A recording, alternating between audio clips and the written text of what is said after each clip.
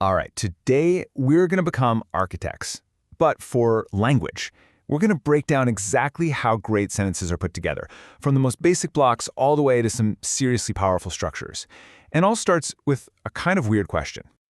Okay, so what is the deal here? What could these colorful little bricks possibly have to do with writing an essay or an email? Well, it might sound strange, but the answer is pretty much everything. Both are built from simple, essential parts that when you put them together with a bit of skill can create something amazing. So just like any building project, before we can make anything impressive, we've got to understand our materials, right? Let's get down to the two absolute non-negotiable pieces of any sentence. This is huge. Every single sentence you ever write or speak boils down to these two core parts. You need a subject, that's the who or what we're talking about, and you need a predicate. That tells us what the subject is or what it's doing. They're like those two-peg Lego bricks. You absolutely need both for them to click together and make a complete piece. Here it is in its most basic form. We've got our who, Mary, and we've got our does what, plays tennis. These are our two essential bricks, just waiting to snap together. And click. Here's how they connect. Mary is our subject. And what about her? She plays tennis. That's our predicate. Boom. Together, they create one perfect, complete thought. This simple connection is the foundation for everything else we're about to build. Okay, so we have our foundational bricks down. Now we can put them together to build our very first structure, the simple sentence. So what makes a sentence simple? It's actually really straightforward. It contains exactly one of those subject and predicate teams. That's it. This combination forms what we call a single independent clause, which is just a fancy way of saying it's a complete idea that can stand all by itself. But hold on, simple does not mean short or boring. Not at all. You can totally expand your simple sentence by adding more details, creating a much bigger, more descriptive building block. For example, we could have a compound subject, like Tom and Mary, or we can give them more to do with a compound predicate. So they play tennis and swim. Now, even though the sentence is longer, it's still considered one single clause, just one complete idea. Think of it like snapping a few smaller bricks together to make one bigger, more detailed piece.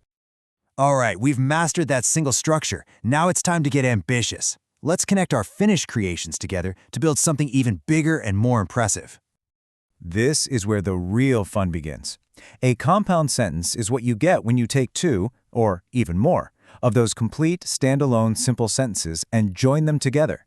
This lets you express a more complex or related idea. So, just imagine we have two separate creations here. Tom swims, that's a complete thought. Mary plays tennis, that's another one. They're both perfectly fine on their own. But what if we want to show they're connected somehow? Well, for that, we're going to need some special connector pieces. Let's open up our toolkit, shall we? There are three main ways to join these complete thoughts, and choosing the right one is what gives your writing real precision and style.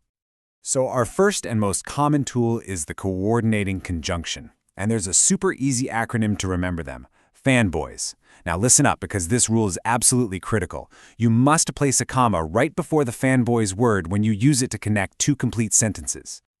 And here's what that looks like in action. Tom swims, see the comma, and Mary plays tennis.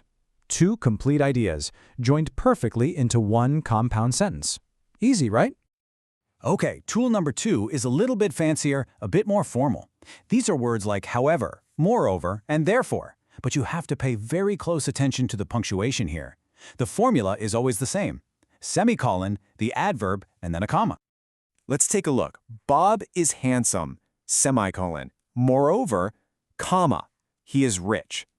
See how that works? It creates a really strong logical link between the two ideas, and it just adds a little bit of sophistication.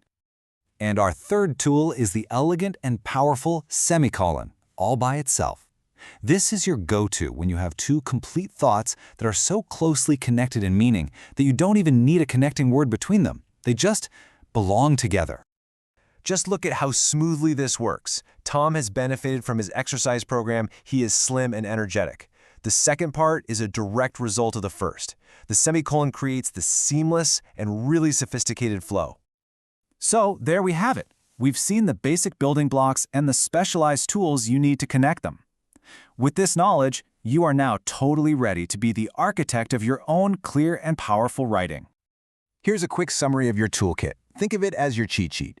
You've got the coordinating conjunction with its comma, the conjunctive adverb always sandwiched between a semicolon and a comma, and the simple, elegant semicolon. Getting the punctuation right is the key to making sure your sentences are structurally sound. Understanding these structures isn't just about following a bunch of grammar rules. It's really about gaining control.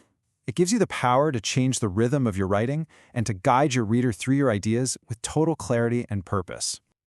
We've laid out the blueprint. We've handed you the toolkit. The fundamental blocks and the essential connectors are now yours to command. So the only question left is, what will you build?